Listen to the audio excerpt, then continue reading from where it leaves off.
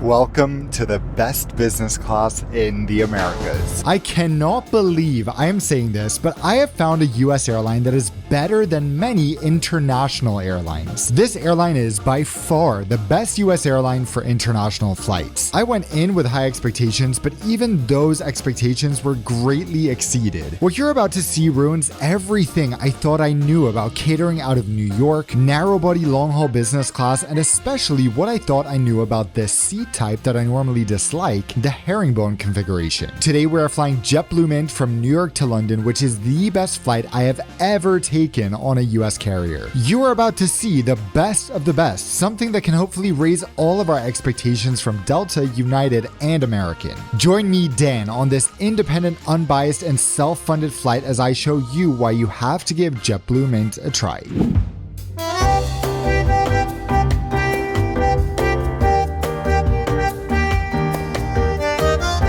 Good morning from JFK Terminal 5. We're about to fly JetBlue Mint across the Atlantic for the very first time.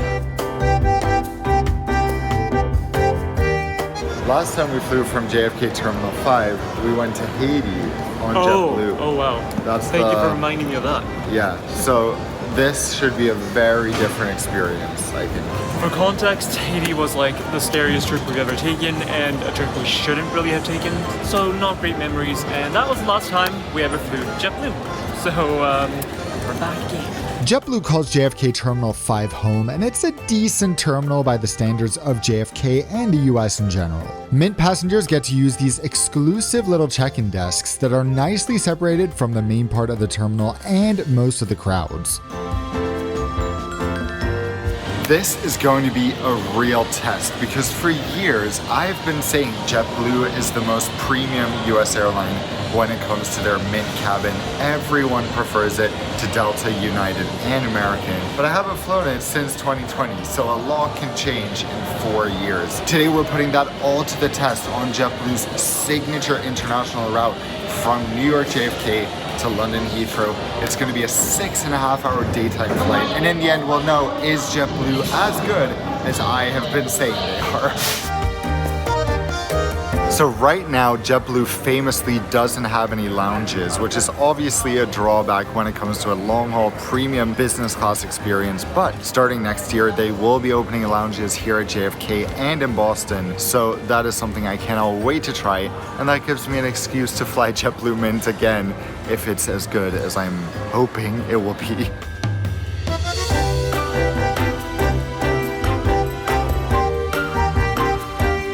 Today we're leaving New York after a lovely week here visiting my brother. We were lucky to have my mom join us, and we managed to watch 3 Broadway shows in 6 days, including our favorite, The Book of Mormon. A great trip will be ending on a high note with this great flight. Here is our beautiful Airbus A321neo waiting to take us to London.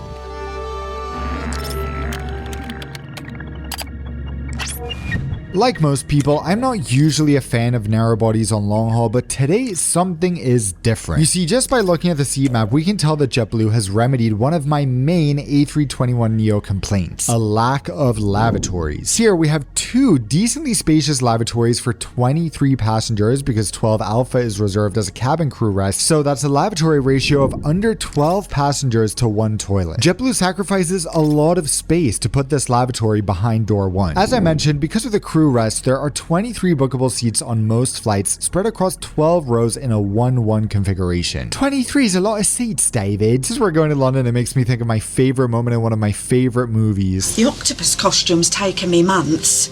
8 is a lot of legs, David. Anyway, random tangent. The first row consists of the incredible Mint Studios that can be booked at an extra cost and are among the best transatlantic business class seats out there. All the way at the back, since 12 Alpha has a curtain and is reserved for crew, my seat today, 12 Foxtrot, is among the best privacy-wise since you can't see anyone across from you here. Otherwise, all these beautiful seats are created equal, so before we hop on board, let's stay at JFK for just 1 more second.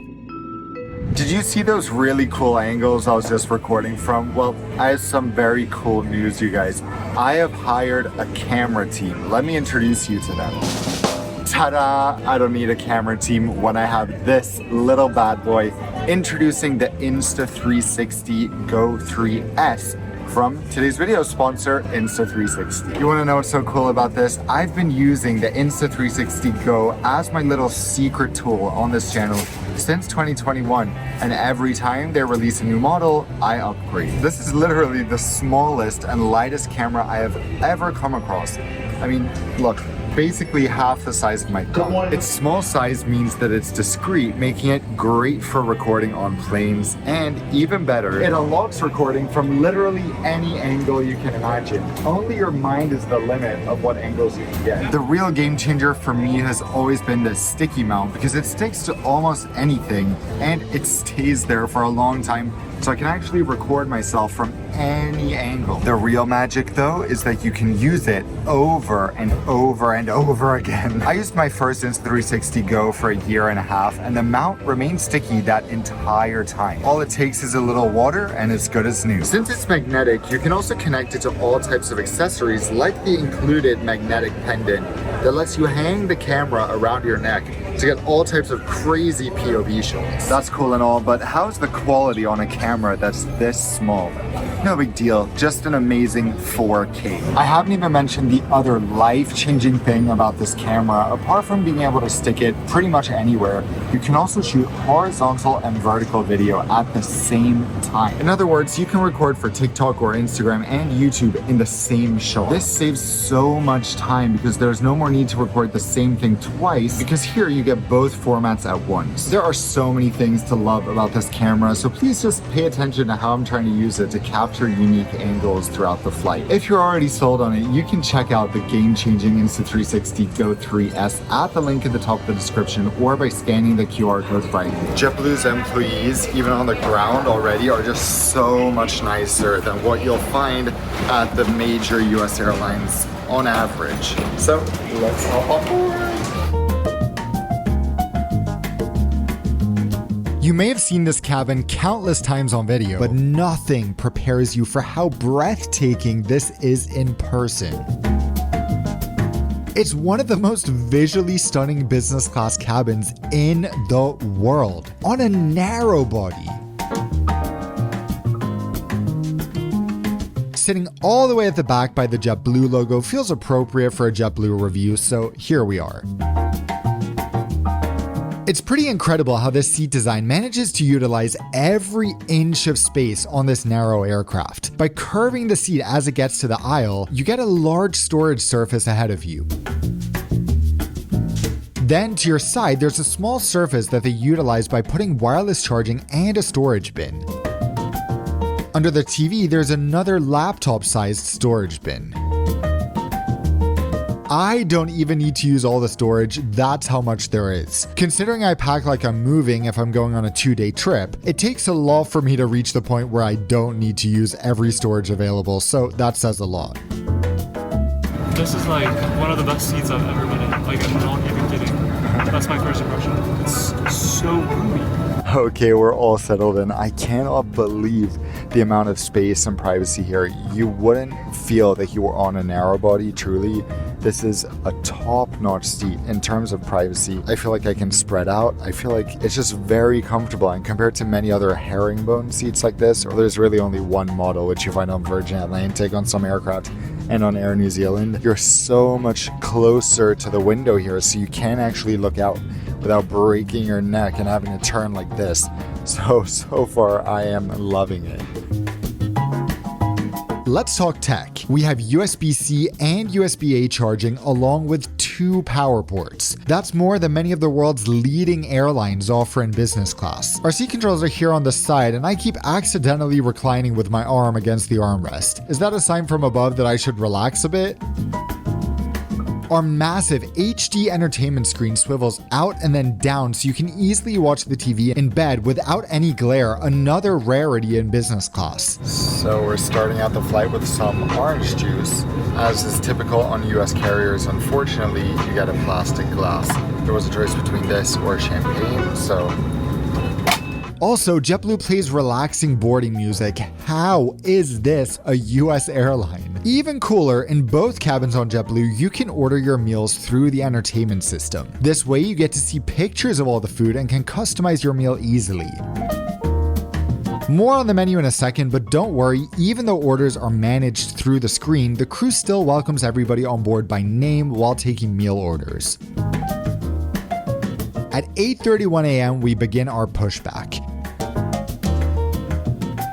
2/3 of the cabin still haven't opened their window shades at this point. Since it's not a legal requirement in the US, which always blows my mind, most people end up keeping them closed the entire flight. So much for being mindful and appreciating life's miracles, like being able to cruise at 35,000 feet above our beautiful planet in a metal tube. Anyway, rant's over, let's get out of here.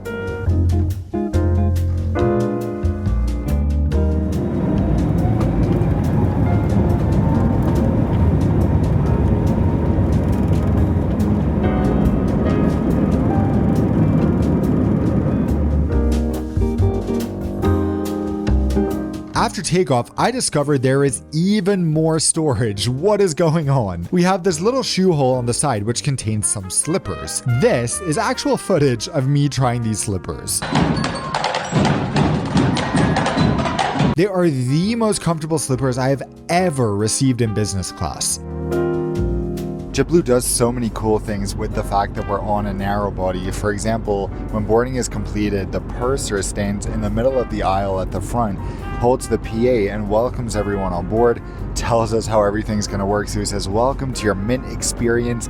If you want to partake in our dining experience, please order your meal through the screen in front of you. And this announcement is only heard here in Mint. And then they encourage you and tell you about features like watching movies together. So the watch together feature on the entertainment system, he goes, we want to let you know that we have a watch together feature so you can watch movies synced with other people you're traveling with. There's so many unique things that JetBlue does that other airlines are working on or have thought of, but JetBlue thought of them first and they've implemented them first. And even now in 2024, they just feel like a fresh, modern take on aviation, which is so nice when you compare it to the US Big Three, which just feels so dreary and established and not innovative in any way.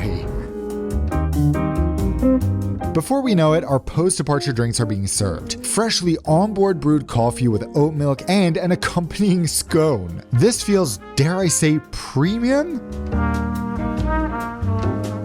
We also have a water bottle at our seat. Again, far more premium than the Poland Spring you'll find on certain other US carriers on this route. At this point, I whip out the tray table and realize that it's shaped like the JetBlue Mint logo. Nice attention to detail. Speaking of which, let's have a proper look at our menu today. JetBlue publishes their menus for all their routes in business class and in economy online, so you can check them ahead of time. The one thing they don't publish is the menu for this exact daytime transatlantic flight. So after you look at this menu for our flight, let's go over to a fancy menu animation. Ta-da! Let's give it up for Isaac for doing this lovely animation. Anyway, here's the menu for the nighttime departures on this route. The accompanying drink list is also interesting. By the way, how nice does the economy class menu sound for today's flight too?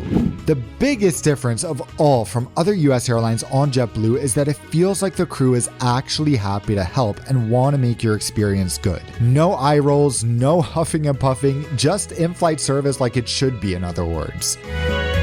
Think I'm impressed so far? Just wait until you see what I think about these meals. So it is breakfast time, and how incredibly appetizing does this look? We have some fruit, we have a chia pudding, we have coconut yogurt that I actually requested from economy because I saw they had it on the menu online. So I was like, I saw you have coconut yogurt, any chance we could get that here? And they said yes. And then there's this oat bar, and apparently we have a bigger meal coming before landing, so I'm ready to dig in. I am shocked. Everything tastes fresh, flavorful, high quality. I mean, it looks good, but the fact it also tastes good almost makes me feel okay with moving to New York one day. Now I finally know you don't have to be condemned to regular US airline catering for the rest of your life. So here's something I never expected to say on an airline, let alone a US airline, but this is the best chia pudding I've had in my entire life, possibly one of the best breakfasts I've had this entire year, and I just don't know how JetBlue manages to outdo every other airline, US or not, when it comes to catering at JFK, but it's just mind-blowing. After breakfast, I decide to explore the drink list a little more. Okay, how beautiful was the presentation of this drink? This is something you'd see in the Middle East, maybe on some Asian airlines, but not even that commonly there to put this much effort into the presentation of a mocktail. It's really, really nice. It's so nice. It's made by the crew on board. The irony is that JetBlue is sort of officially a low-cost airline, or at least they were, yet they have by far the most premium business class of any US carrier, and I would say at this point one of the best business classes across the Atlantic. I also realize I might sound a bit biased or sponsored here, but the thing is, as always, JetBlue has nothing to do with this flight, just as all airlines don't have anything to do with the flights I'm reviewing on them. This flight is entirely self-funded. JetBlue does not know I exist. It's just that I get so excited when I find an airline I love, especially an airline in Europe or the US where I feel like I'm always so critical. So for me to find an airline that I would gladly recommend and gladly fly again is the most exciting thing that can happen. That's why I'm so excited and happy to praise the airlines that impress me like that. It has nothing to do with them paying me, and yes, JetBlue is not perfect, again I'll say it, but there's always comments saying, Dan, I don't believe you, this is so obviously sponsored by the airline, you're getting special perks. If you want to believe that, go ahead, but if you want to trust my opinion and actually fly better, then yeah, feel free to listen to me. Now that breakfast is over, I am exhausted, so I'm ready for a little nap. JetBlue has some cool bedding from Tuft and Needle, although I'd say this is one area where JetBlue lags behind United. Still on par with Delta and American though. As I make the bed, it's natural to be worried about where my tiny Insta360 Go 3S is, but guess what? It has built-in Find My, so I've connected it to my iPhone, and anytime I'm worried I've lost it, I can just locate it or even play a sound to find it. That way I can make this bed and throw the bedding around any way I want without worrying about where the little camera is at least.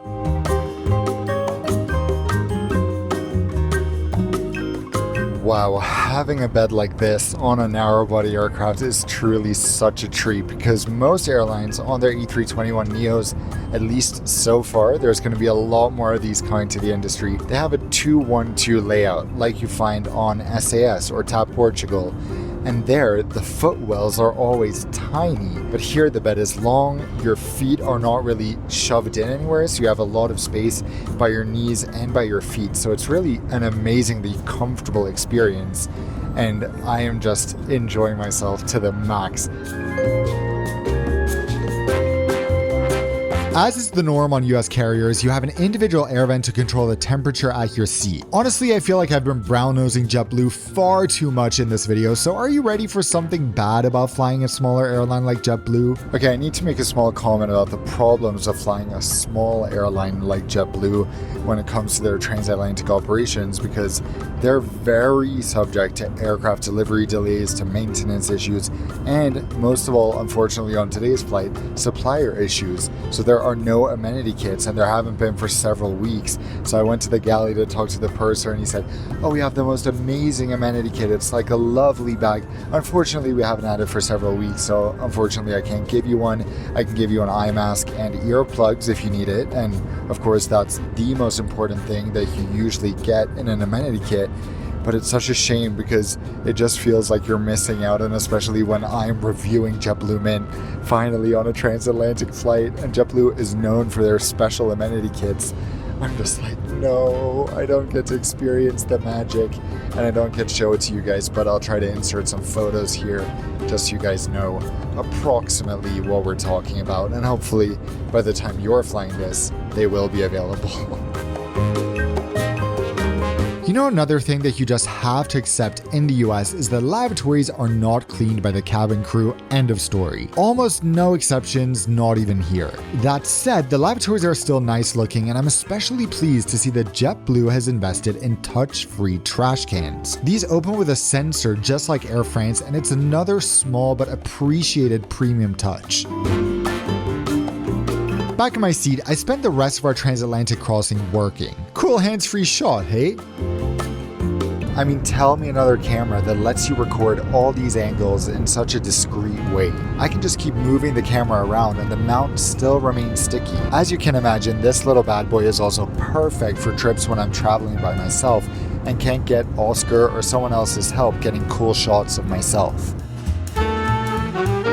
So you want to know what else is really freaking awesome about JetBlue? Everyone on this aircraft gets free Wi-Fi. That's great, but the speeds will be terrible. No, they are not. I just did a speed test.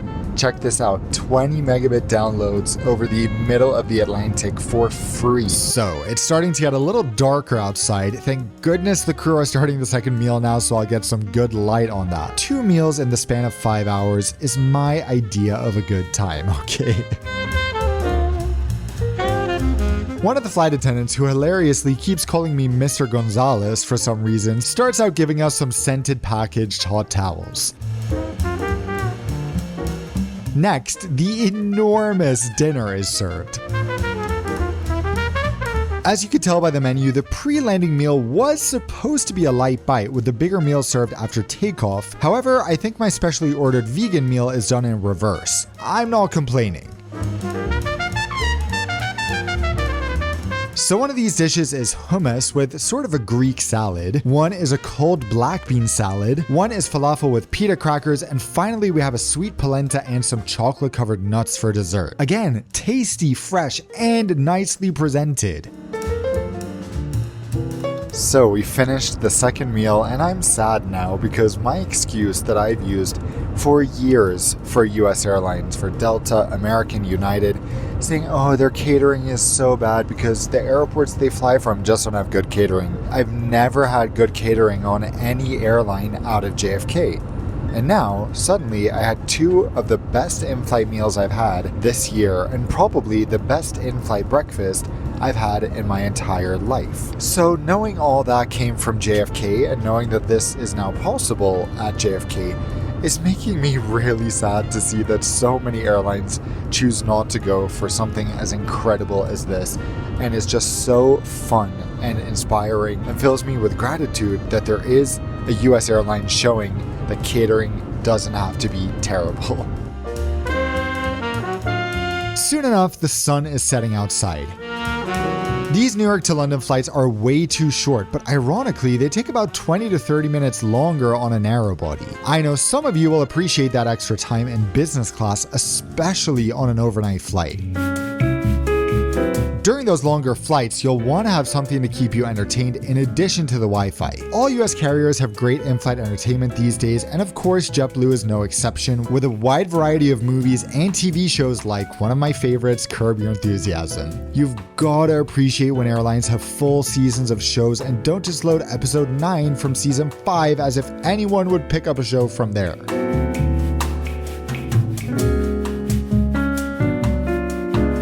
Also, the headphones are nice, so nice that the crew collect them before descent and hand out earbuds instead.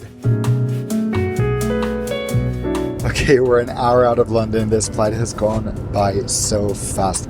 I want to talk briefly about how I booked the flight, but I also want to just quickly mention the biggest thing that I feel JetBlue could improve on, and it would be very easy, and that is to put curtains between cabins, because for example, behind Mint, there's no curtain, and even throughout the economy cabin, the more curtains you add, the more private it feels for people, the less stressful it feels with people going back and forth, and also you just feel less like you're on a big plane. Not that we're on a big plane today, but you don't get that mass transit feeling where you just look back and you see everyone. Another thing is that they've made announcements multiple times saying that passengers from core, as they call it, should use the rear lavatories, not the forward lavatories. Yet people have been coming the whole flight to use those lavatories, which is fine, but I would mind less if US cabin crews actually clean the toilets, which they don't do at any US airline. So the toilets end up being filthy, unfortunately, and the more people are using them, the more they end up getting dirty. On that note, I will say I heard the crew tell people multiple times to use their rear lavatories as they tried to approach the front. Overall, my crew has been great in a New York kind of way. As I said earlier, you can tell they're happy and proud to take care of everyone, and that is ultimately what you want.